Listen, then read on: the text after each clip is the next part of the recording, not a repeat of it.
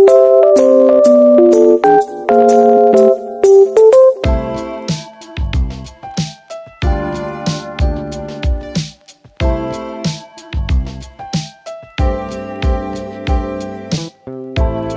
warahmatullahi wabarakatuh. Wah, kurang keras nih suaranya. Assalamualaikum warahmatullahi wabarakatuh. Nah, seperti itu, lebih keras biar semakin semangat. Selamat siang siswa dan siswi ibu yang ibu cintai dan ibu banggakan. Wah, sepertinya terlihat sangat semangat nih untuk hari ini. Apa kabar kalian semua? Oh, ada yang kurang sehat dan ada yang sangat penuh dengan semangat ya untuk hari ini. Untuk yang kurang sehat, semoga diberi kesehatan, semoga cepat sembuh, makan yang banyak, minum vitamin. Dan untuk yang hari ini sedang semangat, semoga tambah lebih semangat lagi. Alhamdulillah, semoga kita semua selalu dilindungi oleh Allah Subhanahu wa Ta'ala ya. Amin. Hari ini Ibu senang sekali dapat berjumpa dengan kalian semua. Dengan kondisi yang alhamdulillah mayoritasnya lagi dengan keadaan yang sehat. Tapi sebelum itu, kalian sudah tidak asing kah dengan kata pepatah, tak kenal maka tak? Yaps, tak sayang. Sebelum Ibu memperkenalkan diri, apakah kalian semua sudah tahu nama Ibu? Oh, sudah ada yang kenal dan belum ya? Baik. Yang belum mengenal bisa mengenal Ibu, yang sudah kenal Ibu bisa dapat lebih mengenal lagi. Baik, sebelumnya izinkan saya untuk memperkenalkan diri ya. Perkenalkan, nama saya Ika Sucianti. Kalian bisa memanggil Ibu Ika. Saya tinggal di Kota Bekasi. Apa? Yang beda planet? Yap, betul. Anak zaman sekarang tuh sering sekali mengucapkan kalau Kota Bekasi itu kota yang beda planet. Entah kenapa sih juga tidak mengerti. Ibu adalah mahasiswa lulusan dari Universitas Indraprasta PGRI atau yang sering disingkat dengan Unindra. Ibu lulusan dari jurusan atau prodi bimbingan dan konseling. Nah, maka dari itu peran Ibu di sini ialah sebagai guru BK. Oke, baik semuanya. Tadi kita sudah berkenalan dan kalian semua sudah mengetahui nama Ibu, tempat tinggal Ibu, dan Ibu lulusan dari mana. Nah, di sini Ibu akan menjelaskan tentang dari pemberian layanan ini. Jadi, pada kesempatan kali ini, kita akan melakukan salah satu kegiatan dalam bimbingan dan konseling, yaitu layanan informasi. Nah, maksud dan tujuan pemberian layanan ini ialah terkuasainya informasi tertentu oleh sasaran layanan dalam hal ini berarti siswa dan siswi agar terhindar dalam hal-hal negatif maupun informasi yang kurang mendukung. Informasi ini dapat diterapkan untuk kehidupan sehari-hari.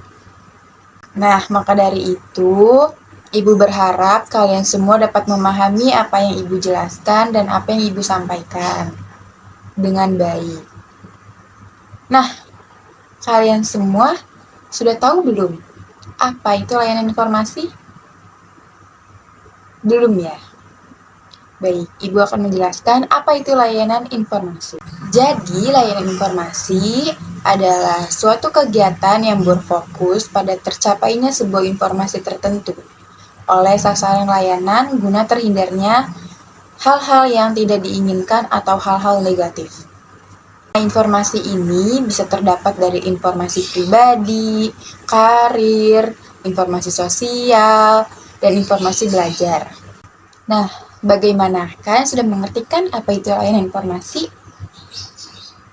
Alhamdulillah, sudah pada mengerti. Nah, apakah kalian sudah tahu apa yang kita akan bahas untuk hari ini? Belum tahu ya? Penasaran kan? Baik. Pada pertemuan kali ini, Ibu memiliki sebuah cerita yang sangat menarik. Jadi ceritanya, di salah satu sekolah kota Bekasi, Ibu tidak akan menyebutkan nama sekolahnya, Ibu akan menyebutkan kotanya saja. Sekolah ini berada di kota Bekasi, ada seorang pelajar yang menjadi seorang provokator untuk teman-temannya ikut aksi tawuran bareng mereka semuanya.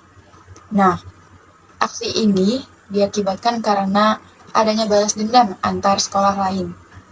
Nah, satu pelajar ini, ia itu dipukuli oleh sekolah lain yang mengakibatkan adanya balas dendam antar sesama sekolah. Nah, aksi ini dilakukan pukul 3 sore ketika mereka semua pulang sekolah. Nah, aksi tersebut itu sangat merugikan orang lain, terutama masyarakat sekitarnya. Karena memang sangat-sangat meresahkan. Antar pelajar ini saling melemparkan batu satu sama lain, yang mengakibatkan beberapa rumah warga itu ada yang rusak karena terlemparnya batu-batu dari mereka.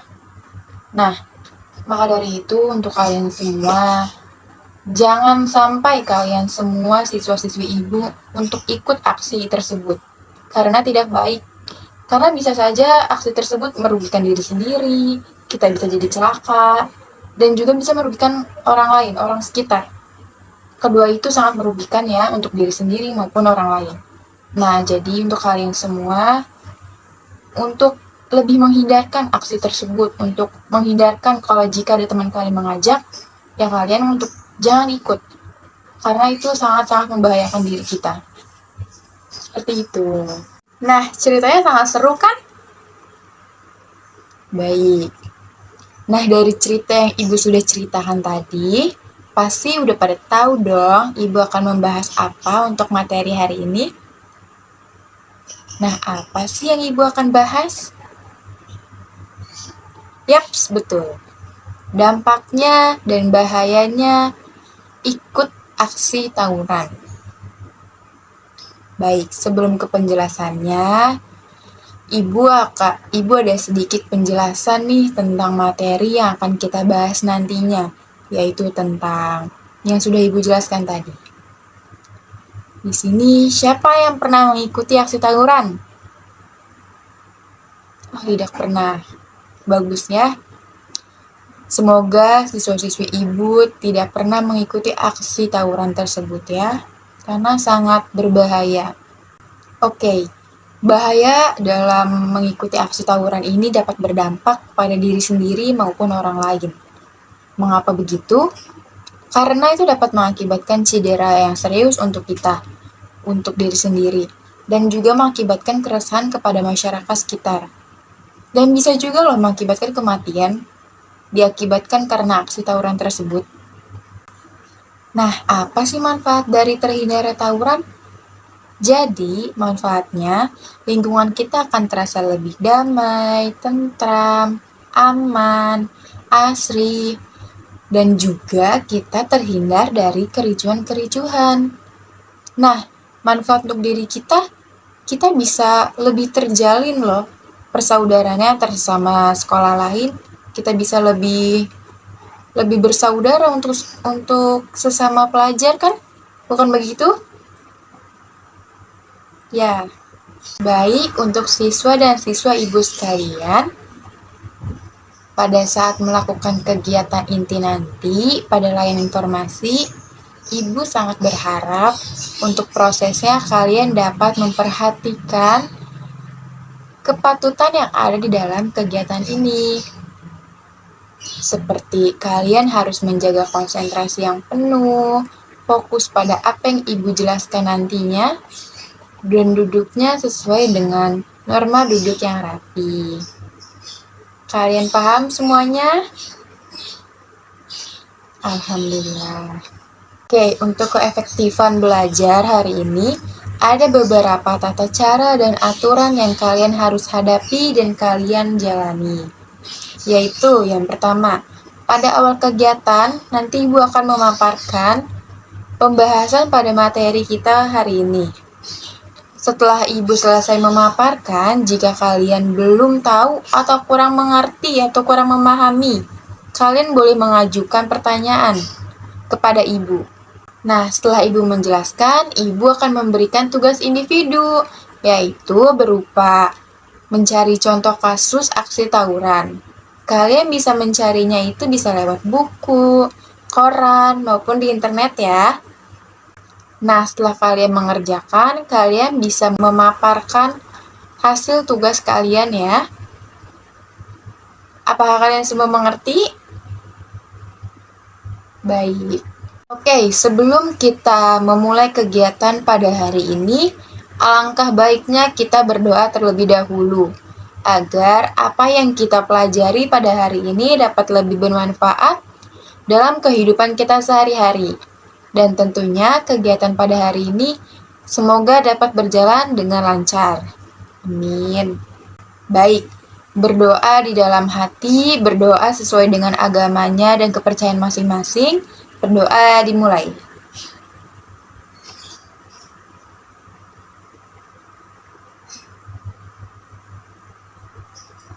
Berdoa tak pernah selesai. Baik, langsung saja Ibu akan memaparkan materi yang akan kita bahas pada hari ini, yaitu bahaya dan dampaknya dari aksi tawuran. Berikut materinya. Baik, kita mulai pembahasan materi kita hari ini. Kalian sudah pada tahu belum apa itu arti dari tawuran? Belum ya? Baik, Ibu akan menjelaskan apa itu arti tawuran.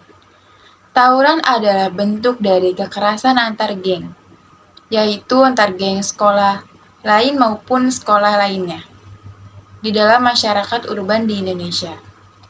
Nah, menurut para ahli, yaitu salah satunya Wiromoto, sosiolog Indonesia berpendapat bahwa tindakan tersebut adalah sebagai salah satu cara untuk menghilangkan stres selama ujian. Sementara, menurut ahli Rais tahun 1997 menjelaskan bahwa tawuran adalah perkelahian antar pelajar, salah satunya perbuatan yang sangat tercela yang dilakukan oleh seorang atau kelompok pelajar kepada pelajar lain atau kelompok pelajar lain. Nah, di sini juga ada jenis-jenis tawuran. Yang pertama, tawuran pelajar antara dua kelompok pelajar dari sekolah yang berbeda yang mempunyai rasa permusuhan yang telah menjadi turun-temurun, yang atau artinya itu bersifat tradisional. Nah, yang kedua, tawuran pelajar antara dua kelompok pelajar, kelompok yang satu berasal dari satu sekolah lain, sedangkan kelompok yang lainnya berasal dari suatu perguruan yang di dalamnya bergabung atau tergabungnya beberapa jenis sekolah. Permusuhan yang terjadi di antara dua kelompok ini juga bersifat tradisional. Yang ketiga, tawuran pelajar antara dua kelompok pelajar dari sekolah yang berbeda yang bersifat insidental. Perkelahian jenis ini biasanya dipicu oleh situasi dan kondisi tertentu. Nah, contohnya misalnya, suatu kelompok pelajar yang sedang menaiki bus secara kebetulan berpapasan dengan kelompok pelajar yang lainnya. Selanjutnya terjadilah saling ejek-mengejek, sampai akhirnya menjadi aksi tawuran.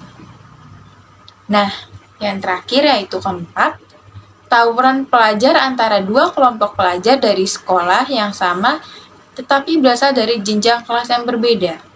Contohnya, misalnya, tawuran antara siswa kelas 2 dengan siswa kelas 3. Seperti itu jenis-jenis tawurannya ya. Baik, selanjutnya ada proses terjadinya tawuran. Nah, ini nih adalah prosesnya. Berdasarkan proses terjadinya tawuran, dapat dibedakan menjadi dua, yaitu situasional dan sistematik.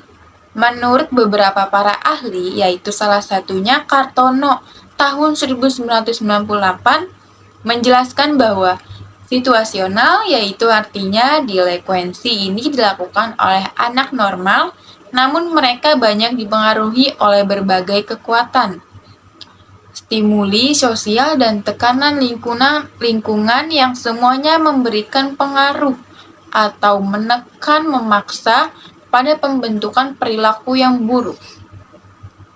Sebagai produknya, anak-anak remaja senang melanggar norma sosial dan hukum formal. Remaja ini menjadi delinquent akibat dari transformasi psikologis sebagai reaksi terhadap pengaruhnya eksternal yang menekan dan memaksa sifatnya. Nah, sistematik itu artinya yaitu perbuatan tawuran yang disistematisir dalam bentuk satu organisasi, yaitu geng. Kumpulan tingkah laku disistematisir itu disertai dengan peraturan, status formal, peranan tertentu, nilai dan norma, rasa kebanggaan dan moral delinquent yang berbeda dengan yang umum berlaku. Semua bentuk kenakalan ini kemudian dirasionalisir dan dibenarkan sendiri oleh anggota kelompok sehingga tindakannya menjadi sistematis. Nah, selanjutnya ini ada faktor penyebab terjadinya tawuran. Yang pertama, adanya permusuhan menahun, permusuhan yang telah lama terjadi di antara dua kelompok karena sudah bermusuhan. Jadi, apa saja bisa jadi pemicu terjadinya perkelahian massal atau aksi tawuran. Yang kedua, adanya barisan siswa atau BASIS. Ini biasanya terjadi di sekolah. Biasanya BASIS ini dibentuk oleh sekelompok belajar yang menggunakan bus dan memiliki rute bus yang sama saat berangkat sekolah maupun pulang sekolah. Yang ketiga, adanya kecerdasan emosi. Menurut ahli Rais tahun 1997, salah satu penyebab tawuran adalah faktor kecerdasan emosi. Kecerdasan emosi seseorang bisa dipengaruhi oleh apa saja, baik dari lingkungan rumah, sekolah, maupun pergaulan dari luar sekolah. Biasanya pelaku tawuran cenderung cepat emosi dan ingin menyelesaikan permasalahan pada saat itu juga. Baik, selanjutnya di sini ada dampaknya dari tawuran. Nah, dampak dari tawuran ini terbagi dari segi kesehatan fisik, psikologis, akademik, dan lingkungan sosial. Nah, dari dampak fisik dulu. Dampak fisik dari tawuran pelajar sangat merugikan individu yang terlibat dan orang lain yang ada di sekitar mereka. Tawuran pelajar ini seringkali melibatkan penggunaan senjata seperti senjata tajam, yaitu seperti pisau atau senjata api, sehingga sangat membahayakan kesehatan dan keselamatan individu yang terlibat. Seperti cedera fisik, kematian, gangguan kesehatan, dan biaya pengobatan yang tinggi adalah dampak fisik yang umum terjadi akibat aksi tawuran antar pelajar. Selanjutnya ini ada dampak dari psikologis. Selain dampak fisik, tawuran pelajar juga memiliki dampak psikologis yang serius. Trauma dan ketakutan, gangguan mental, kecemasan, dan gangguan perilaku adalah bentuk beberapa dampak psikologis yang dapat terjadi akibat tawuran pelajar. Terutama bagi individu yang terlihat langsung dalam tawuran, dampak psikologis dapat berdampak pada kesehatan mental dan perilaku jangka panjang. Nah, selanjutnya ada dampak dari akademik. Dampak akademik juga dapat terjadi akibat gangguan atau akibat dari tawuran pelajar. Absen dan keterlambatan, gangguan konsentrasi dan fokus, penurunan kinerja akademik, dan putus sekolah adalah beberapa dampak akademik yang dapat terjadi dari akibat aksi tawuran antar pelajar. Terutama bagi pelajar yang sering terlihat dalam tawuran, peluang untuk mendapatkan pendidikan yang baik dapat terganggu, bahkan sampai bisa putus sekolah loh. Nah, yang terakhir itu ada dampak sosial dan moral. Selain dampak pada individu, tawuran pelajar juga memiliki dampak lingkungan sosial yang luas. Tawuran pelajar dapat merusak reputasi dan martabat individu, meningkatkan kekerasan dan kriminalitas, mengancam keamanan masyarakat, serta menurunkan rasa kebersamaan dan solidaritas di lingkungan sosial. Oleh karena itu, pencegahan terjadinya tawuran pelajar harus dilakukan dengan sungguh-sungguh. Banyak-banyak yang harus terlibat dalam pencegahan tawuran pelajar, seperti orang tua, guru, masyarakat, dalam membentuk nilai dan sikap positif di kalangan peserta didik. Nah, bagaimana sih caranya untuk mengatasi tawuran? Jadi, berdasarkan Undang-Undang Nomor 23 Tahun 2022, Pasal 59 tentang Perlindungan Anak.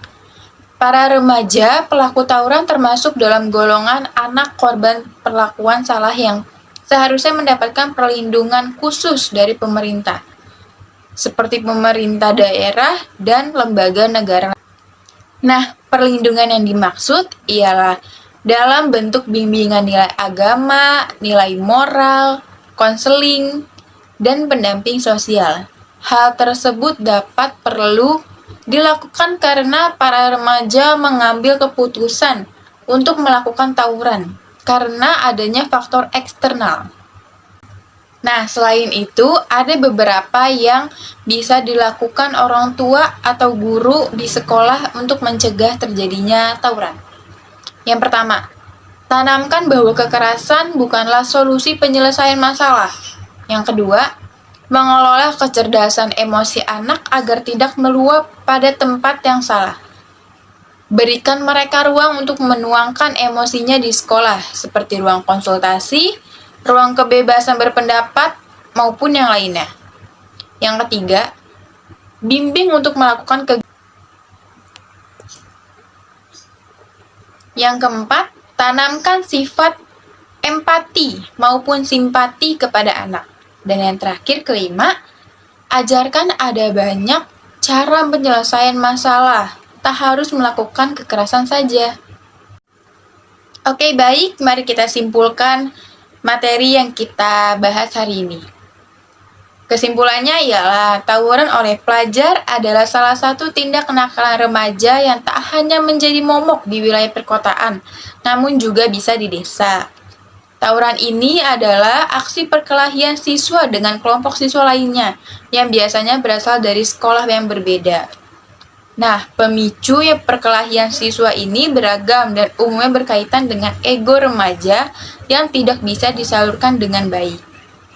Baik, terima kasih untuk kalian semua yang sudah mendengarkan dan sudah memperhatikan materi kita hari ini. Baik, sebelum kita tutup, kita akhiri materi kita hari ini, Ibu memiliki quotes, yaitu jadilah diri sendiri, karena jadi orang lain belum tentu enak.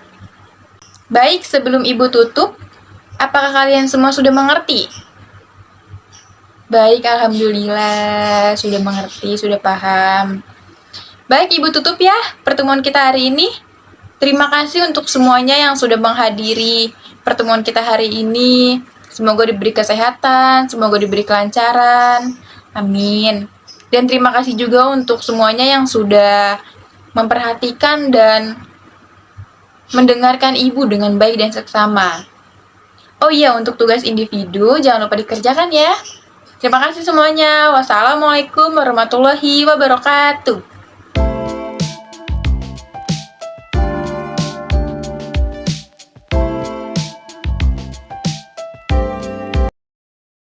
Assalamualaikum warahmatullahi wabarakatuh. Ibu dan rekan-rekan sekalian, saya Putri Wendy ingin memaparkan hasil contoh kasus yang sudah saya kerjakan.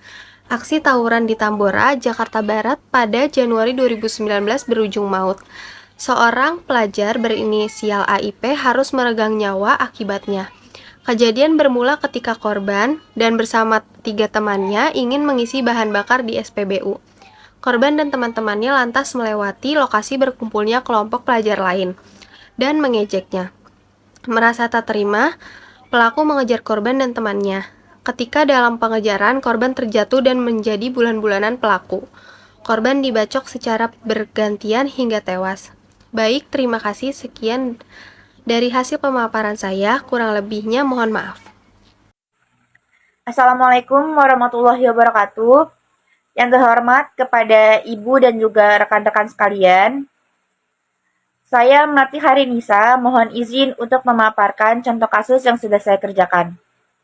Sebuah tawuran antar pelajar yang terjadi pada hari Kamis tanggal 5 Agustus tahun 2021 yang terjadi di wilayah Sukabumi, Jawa Barat.